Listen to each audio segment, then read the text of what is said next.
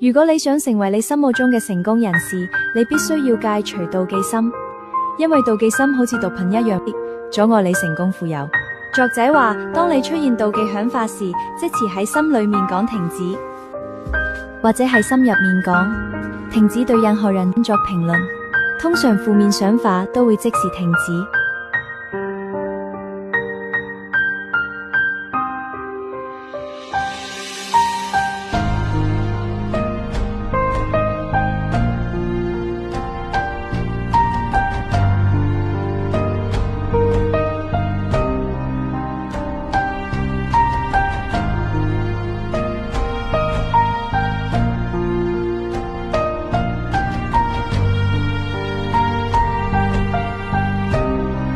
多謝你收看，記得訂閱、like、留言支持我繼續創作。